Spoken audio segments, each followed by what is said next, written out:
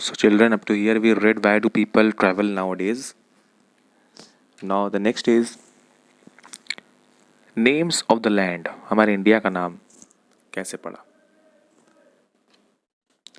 Two of the words we often use for our country and those are India and Bharat. इन दो नाम से हम India को जानते हैं. एक और है हिंदुस्तान. So इस तरह से हम इंडिया का नाम रखे हुए हैं. कैसे ये नाम पड़ा? Let us know. The word India comes from the Indus called Sindhu in Sanskrit. So Indus river जैसे हम जानते हैं, इंडस रिवर के बगल में रहने वालों को इंडस को हम बोलते हैं हिंदी में सिंधु नदी. सो इस तरह से इसका नाम पड़ा Indus India. The Iranians and the Greek who came through the north west about 2500 years ago and were familiar with the Indus called it the Hindus or the Indos and the land to the east of the river was called India. इस तरह से नाम पड़ा India. सो जो Iranians थे और Greek थे, ये जो लोग इंडिया में आए और चूँकि ये लोग इंडस रिवर से काफ़ी फैमिलियर थे, तो इन लोगों ने वहाँ के रहने वालों का नाम वहाँ पे जो लोग रहते थे उनका नाम जो रखा गया वो इंडोज़ और हिंडोज़ करके रखा गया. बाद में इसका नाम और थोड़ा सा चेंज करके इंडिया रख दिया गया. The name Bharat was used for a group of people who lived in the northwest and who are mentioned in the Rigved, the earliest composition in Sanskrit. So Bharat नाम जो पड़ा वो ऋग्वेद जो सबसे पुरानी वेद है उसके अकॉर्डिंग नाम जो रखा इंडिया का वो भारत रखा गया. So let us know about finding the past. Let us find the past and how we can find our past. There are several ways of finding about the past. How we can find out the past? One is to search for and read books that were written long ago. These are called manuscript. हाथ से लिखी हुई किताबें जो बहुत साल पहले लिखी गई है उसके थ्रू हम जान सकते हैं पास्ट अपना. These were usually written on palm leaf. पत्ते पे लिखा जाता था ये चीज़ें. और on the specially prepared bark of a tree known as birch which grows in the Himalayas. या तो पत्ते पे लिखा जाता था या तो पेड़ की छाल पे लिखा जाता था जिसको हम बोलते हैं birch. Many of these were written in Sanskrit, others were in Prakrit, languages used by ordinary people, and Tamil. We can also study inscriptions. Inscriptions carving होती है पत्थर पे कार्व करके लिखने को बोलते हैं inscriptions. और कैसे फाइंड कर सकते हैं?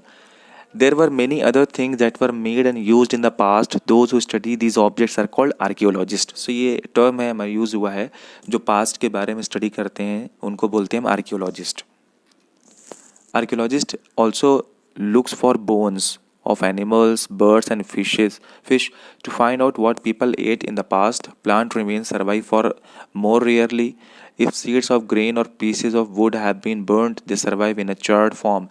So archaeologist का वर्क क्या था? ये ढूंढना. They were just like detective. ये ढूंढते थे कि पहले के लोग क्या खाते थे, कहाँ रहते थे, क्या उनका सोर्स ऑफ इनकम था. ये सारा वर्क जो था वो था आर्कियोलॉजिस्ट का. Historians, that is, scholars who study the past, often use the word source to refer to the information found from manuscript, inscriptions and archaeology.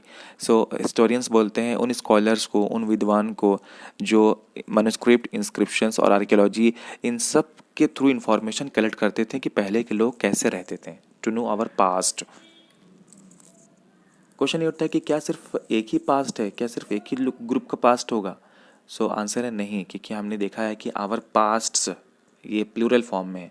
सो कई लोग का किस अलग तरीके का पास्ट था. We have different parts for different past for different group of people. For example, the life of herders और farmers were different from those of kings and queens. The life of merchants were different from those of crafts person and so on.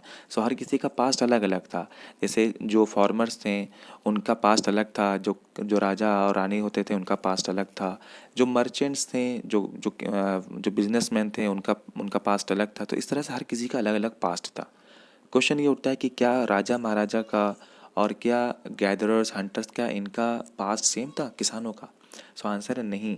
क्यों? क्योंकि जो राजा महाराजा होते थे वो अपने विक्ट्रीज़ का अपने सारे पास्ट का रिकॉर्ड रखते थे. लेकिन फार्मर्स, हंटर्स, गैदरर्स इनके पास अपना कोई भी रिकॉर्ड नहीं है. सो इसलिए इनके रिकॉर्ड हम ढूंढ नहीं पाएंगे. बस कोशिश करते हैं, हिस्टोरियंस इनके रिकॉर्ड्स को कोशिश करते हैं ढूंढने की, इनके पास्ट को ढूंढने की. अब क्वेश्चन उठता है कि डेट कैसे हम डेट लिखते हैं, जैसे आज अगर हम लिख दें डेट 29 अप्रैल 2020, सो ये डेट कैसे पता हमको? सो इस डेट को जानने के लिए क्या है कि हिस्टोरियंस जो थे वो डेट को लिखने के लिए दो तरीका ले आए। पहला था बीसी और एडी। बीसी था बिफोर क्राइस्ट, जीसस क्राइस्ट के बॉर्न होने की पहले के डेट को हम लिखते हैं बीसी। दूसरा है AD, anno domini, in the year of lord. So in the year of lord, उनके बर्न होने के बाद के ईयर को हम लिखने लगे एडी। सीई मतलब होता है कॉमन एरा, मतलब जो कॉमन टाइम था। बीसी मतलब before common era. BP means before present, used sometimes. So इस तरह से डेट को लिखने का एक तरीका स्टार्ट हुआ। Inscriptions contain both language and script, scholars understand by decipherment. आप देख रहे होंगे किस तरह से नीचे ये जो बना हुआ है एक तरह का एक सिंबल था। पहले के लोग कैसे एक लैंग्वेज बोलते थे, तो ये सिंबल हुआ करता था कि आर का सिंबल क्या है, टी का सिंबल क्या है, ओ का सिंबल क्या है, ये सारे सिंबल्स होते थे। One in Greek and two in Egyptian forms, Rosetta. So इस तरह से इंस्क्रिप्शंस के थ्रू डेट्स को लिखने की कोशिश की गई, लोगों तक पहुंचाने की। So up to here it was a video of the first chapter. Hope you understand and make notes from this.